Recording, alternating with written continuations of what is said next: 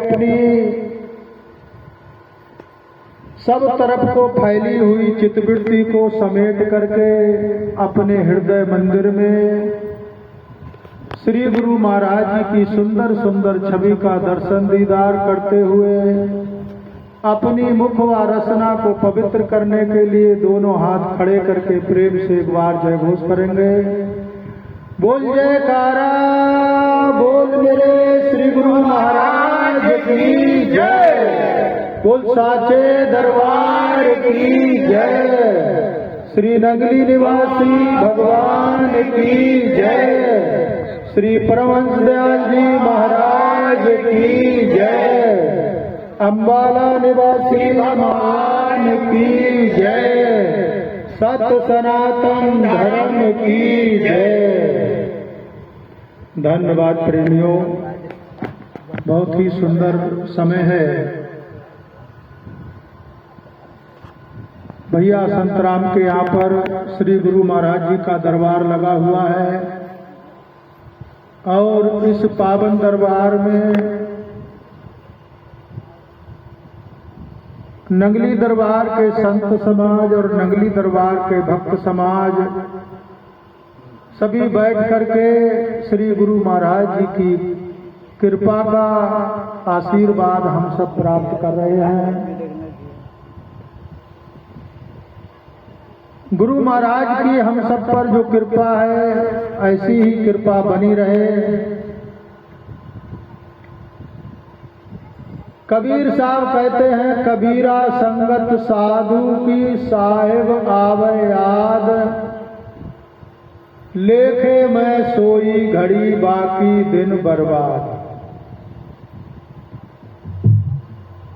साधु संतों का दरस परस हो जाए, संत महापुरुषों का सत्संग प्राप्त हो जाए और भगवान का भजन सुमरन हो जाए, लेखे मैं सोई घड़ी बाकी सब बर्बाद। हमने एक सप्ताह के बीच में जितने भी कार्य किए हैं वो सब कार्य भगवान की भक्ति के बराबर फल देने वाले नहीं हैं, बाकी सब बर्बाद। और सत्संग ही एक ऐसी औषधि है, ऐसा साबुन है हम सबके जीवन के लिए, जो हमारे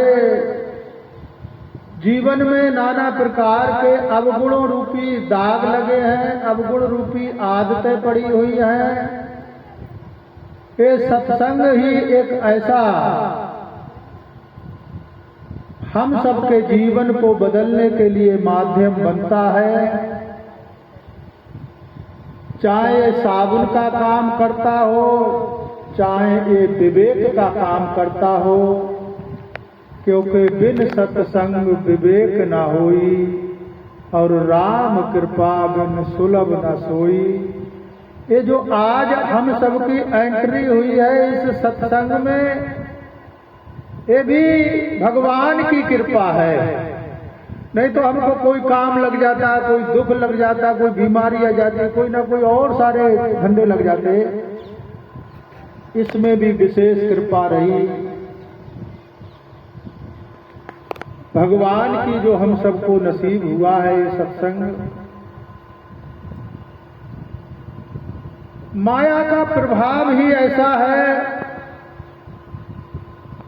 हम सब लोगों के जीवन को माया ऐसा पर्दा डाल के रखती है।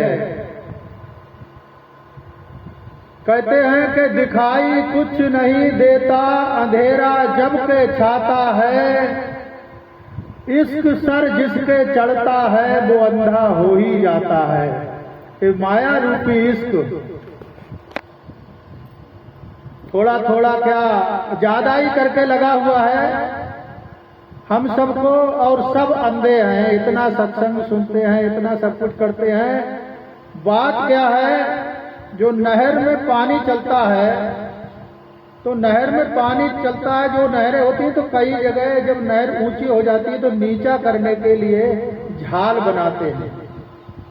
सारा पानी नीचे झाल में गिरता है। झाल में पानी गिरता है तो सारा पानी जब गिरता है तो घूम घूम के पानी बही रहता है। घूम घूम के कोई उसमें कूड़ा हो, कोई चीज हो, कोई वस्तु हो, वो पानी में जाएगी और घूम के बही आ जाएगी और घूम के बही आ जाएगी। ये माया का इतना प्रभाव जटिल है। हम सत्संग तो रोज सुनते हैं, यहाँ से जाने के बाद में वो झाल की तरह पानी घूम के फिर वही आ गया। एक सप्ताह बाद संतों ने, गुरु महाराज ने कृपा की, संतों ने बड़ा जोर लगाया, बड़ा प्रचार किया, आपने आना है, आपने आना है, आपने आना है, कि ठीक है साहब आएंगे, जरूर आएंगे। और सत्संग सुना तो उस समय लगा कि हाँ साहब, वास्तव में सत्संग ही हमारे जीवन का कल्याण करने वाला है। लेकिन झाल में पानी घुमड़ के जैसे वहां आ जाता है बार बार, ऐसे ही हम सब पर ये माया का इतना पर्दा मोटा लगा हुआ है। हम सत्संग सुनने के बाद जब जाते हैं फिर उसमें ही लग जाते हैं। जिसको हम सुनते हैं रात दिन के जगत मिथ्या है और ब्रह्म जो है वो सत्य है, लेकिन वहां जाने के बाद में कहते हैं जगत ही सत्य है और ब्रह्म जो है वो मिथ्या है। ये हम सबकी ऐसी बात है। लेकिन सत्संग इतनी ऊंची चीज है प्रेमियों, अगर थोड़े थोड़े अगर इसको हम अपने जीवन में जगह देने लगे तो कितना भी बड़ा स्तर काई जमी हो, मैल जमा हो, एक ना एक दिन ये भी हमारे मैल को साफ करने की ताकत रखता है, सामर्थ्य रखता है। ये अगर कुछ है तो सत्संग है। इसलिए हमारे महापुरुष लोग कहते हैं कि भाग्यशाली गुरुमुख है, भाग्यशाली गुरुमुख हो, और कहते हैं कि सौभाग्यशाली गुरुमुख। श्री गुरु महाराज जी के नगली निवासी भगवान के सानिध्य में ऐसा बताते हैं कि सार शब्दानंद जी महाराज गए और सार शब्दानंद जी महाराज को जोड़ा था स्वामी निजातम प्रभु जो थे, जिनका पहले का नाम लाला हेमराज जी था। स्वामी निजातम प्रभु के माध्यम से जुड़े, उनके सानिध्य में आए और उनके सानिध्य से नगरी निवासी भगवान के जब चरणों में गए, दर्शन करके बहुत रोए, फूट फूट करके बहुत रोए। तो नगरी निवासी भगवान कहने लगे कि पगले अब तू रोता क्यों है, कि महाराज मैं आपके दर्शन के लिए लालायित था, कैसे दर्शन मिलेंगे, और जीवन में एक खाली खालीपन महसूस हो रहा था, जीवन में मेरा खोता जैसा दिखाई दे रहा था। आज आप मिले हो, आपने कृपा की है, मिले हो, इसलिए मैं रो रहा हूं। बोले तो रोना तो बंद कर दे, अब तो मैं मिल गया, अब तो मैं मिल गया हूं, अब रोना बंद कर दे। रोना तो तब था कि हम जब नहीं मिलते तुम्हें। गुरु महाराज जी हम सबको मिले हैं, कि गुरु महाराज जी की बहुत बड़ी कृपा है। सत्संग कहां से कहां लेके जाएगा इस जीव को। एक छोटा सा सूत्र है, हमारे शास्त्रों का श्लोक है, व्याधस आचरण ध्रुवस चावयो विद्या गजेन्द्रस काका जातिर्बुद्रस यादव पतेरुग्रस किम पौरुषम कुब्जाया किम नाम रूप मदकम किम तत् सुदामनो धनम भक्त्वा तुषति केवलम नाचा गुणैर भक्ति प्रियो माधवा। भगवान श्री कृष्ण कहते हैं कि भक्ति ही मुझको सबसे प्रिय है, और भक्ति करने वाले व्याधस आचरण व्याध का कौन सा आचरण था? व्याध का कोई सुंदर आचरण थोड़ी था, बहलिया था, पशु पक्षियों की हिंसा करने वाला था। भगवान के नाम से जुड़ा, भगवान की भक्ति से जुड़ा, ये संत महापुरुषों के सत्संग से जुड़ा, तो वो इतना दुर्दांत पापी को भी जिस प्रकार से भगवान का नाम अमर है, भगवान अमर है, आज उस व्याध का, वो व्याध पापी से पापी व्याध भगवान से जुड़ जाने के बाद आज उसका नाम भी अमर हो गया। प्रेमियों, व्याधस आचरण ध्रुवस चावयो। हम कहते हैं भगवान का भजन करो, भगवान का भजन करो, भगवान का भजन करो। आप लोग कहते हो कि भजन कर लेंगे महाराज, अभी तो दुनिया में क्या हो रहा है ये हमने कुछ देखा ही नहीं। अच्छा, भगवान की भक्ति करना, भजन करना ये बुजुर्ग लोगों का काम है, और तो कोई काम होगा नहीं। बूढ़े होने पर यही काम करेंगे, और क्या है। पूछो जो बूढ़े बूढ़े लोग बैठे हैं, क्या वो भजन कर रहे हैं? आया बुढ़ापा, नस नस दुख है, काया सूखी और दर्द हुआ तब नस नस दुखी। जब बुढ़ापा आएगा तो पता नहीं कौन कौन से रोग आपको आकर के घेरेंगे। जरासंध आकर के घेरेगा। जरा माने बुढ़ापा, तो जरासंध आकर के घेरेगा। जरासंध से लड़ाई करोगे कि भगवान की भक्ति करोगे? ध्रुवस चावयो। ध्रुव की कौन सी बड़ी आयु थी? 5 साल की अवस्था में ध्रुव की मां सुनीति ने अपने पुत्र को आदेश दिया, बेटा जाओ, तुम्हारे पिता ने तुमको गोद से उतार दिया है, अब जाओ परम पिता की गोद में बैठना जाकर के। वो तुम्हारे पिताओं के भी पिता हैं, उनकी गोद में बैठना। 5 साल की अवस्था में ध्रुव ने भगवान की प्राप्ति कर ली और हमेशा हमेशा के लिए अमर कर लिया अपना नाम। प्रेमियों, ये है भगवान की भक्ति। बोलो श्री सतगुरु महाराज की जय, बोलो साचे दरबार की जय। विद्या गजेंद्रस। गजा माने हाथी। गजा कहाँ का पढ़ा लिखा था, पशु था, कहाँ का विद्यावान था। एक तरीके से ऐसा दृष्टांत मिलता है कि गजा का वो दृष्टांत हम सब पर ही घटता है। हम सब अपने परिवार में और माया के फैलाव में, माया की बढ़ोतरी में इतने अहंकारवश हो जाते हैं कि भगवान को भूल जाते हैं। जिस प्रकार से गिरा ने गज को पकड़ा था, ऐसे ही अहंकार के वशीभूत हो करके, मद के वशीभूत हो करके जल में क्रीड़ा कर रहा अपने परिवार के साथ। हम भी अपने परिवार के साथ बड़ा आनंद लेते हैं।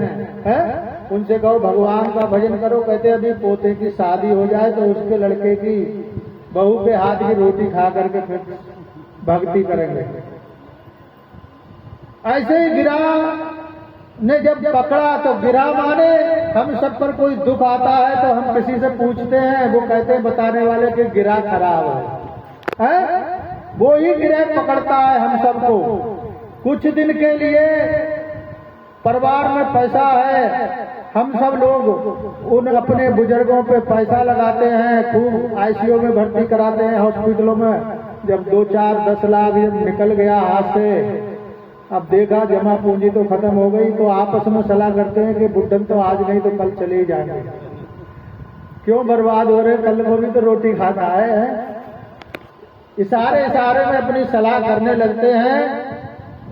ऐसे ही सलाह करने लगे। उधर उसने पानी में वो खींचता चला गया, सब बचाते चले गए।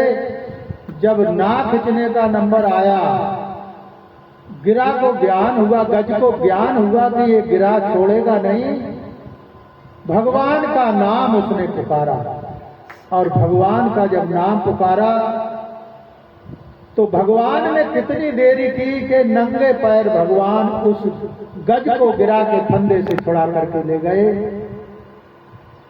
वो पशु, वो गज हमेशा हमेशा के लिए भगवान की भक्ति करके अपना नाम इस दुनिया में अमर कर गया। प्रेमियों, ये है इस सत्संग की महिमा का परिणाम, इन संतों का परिणाम है। ध्रुवस्त चावयो, हम आपको कहेंगे कि भक्ति करो, भजन करो, ये जन्म बार बार नहीं मिलेगा। बड़े भाग मानस तन पावा। आप कहोगे ठीक है महाराज, ठीक है, जब हम इधर को पीट कर लेंगे, तुम्हारी तरफ से मुंह फेरेंगे, कहोगे बाबा जी तो यही गाना गाते हैं। अब यही काम थोड़े ही, हमें तो 70 चिंताएं हैं। गृहस्थी का इतना बड़ा भार है, कैसे करके गृहस्थी पालेंगे। आपके जैसे गृहस्थी विदुर जी रहे और जिम्मेवारी थी हस्तिनापुर के राज सिंहासन में महामंत्री के पद की। गृहस्थी में रहते हुए श्री कृष्ण भगवान विदुर जी को महात्मा कहकर के बुलाते थे। और गृहस्थी में एक महात्मा नहीं हुए, गृहस्थी में सुपच ऋषि महात्मा हुए, रविदास महाराज गृहस्थी में महात्मा हुए, कबीर साहब गृहस्थी में महात्मा हुए, नामदेव गृहस्थी में महात्मा हुए, तुकाराम गृहस्थी में महात्मा हुए। ये सब गृहस्थी के महात्मा हैं। तो ये कहकर के पीछा छुड़ाना आपकी चाहे तो कमजोरी है और चाहे आपका प्रारब्ध इतना कमजोर है, माड़ा है कि तुलसी पूर्व जन्म के भाग से हर चर्चा ना सुहाए, जैसे ज्वर के बेग से के भूख विदा हो जाए। इसी प्रकार से यादव पतेरु ग्रस किम पौरसम, और यादव कुल के राजा उग्रसेन श्री कृष्ण भगवान के नाना कहाँ के पराक्रमी थे, लेकिन भगवान को मान गए, भगवान को जान गए और भगवान के चरणों से लग गए। तो आज भी संसार उनका नाम सम्मान के साथ लेता है। कुब्जाया किम नाम रूप मदकम, कुब्जा बिचारी कहाँ की रूपवान थी। श्री कृष्ण भगवान की भक्ति करके, श्री कृष्ण भगवान की नाम सुमरन करके उसको रूपवान बना दिया और अपने भक्तों में उसकी गिनती कर ली। ऐसे भगवान दयालु हैं। किम तत् सुदामनो धनम, और सुदामा बेचारा कहाँ का धनपति था। गिनती जब आती है तो निर्धन सुदामा की गिनती आती है। निर्धन सुदामा की, ये संसार जब हमको तोलता है तो धन की तुला से तोलता है, और भगवान जब तोलते हैं तो भाव की तुला से तोलते हैं। भाव की तुला से तोलते हैं। बराबर में अपने सुदामा बिठाए, चरण आंसुओं से श्याम ने धुलाए। हुआ रुक्मणी को जब ये अचंबा, ये मेहमान कैसा अजीब आ गया है। हम सबका सत्संग सुनने का एक यही माध्यम है, यही लक्ष्य है कि हम कलयुग केवल नाम आधारा, सुमर सुमर नर उतरे पारा, ये लक्ष्य बनाएं।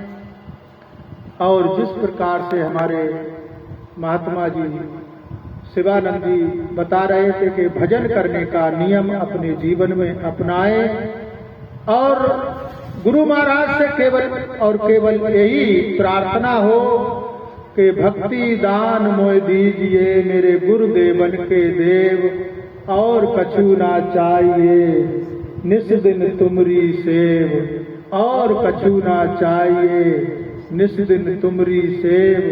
हमें ना जुमी चाहिए ना फलक चाहिए।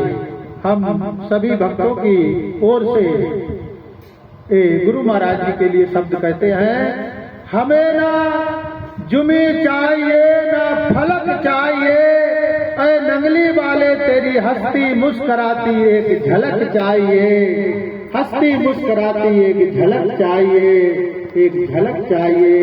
ज्यादा न कहते हुए अपनी बाड़ी को विश्राम देते हैं, समय काफी हो गया। और आगे हमारे पूज्य स्वामी जी महाराज बैठे हैं, अपने भजन के माध्यम से और सत्संग के माध्यम से आप सभी को बहुत कुछ देंगे, इसलिए मैं यहाँ पर अपनी बाड़ी पे विश्राम देता हूँ। बोलो जयकारा। बोल श्री सतगुरु महाराज की जय। किसी प्रेमी के लिए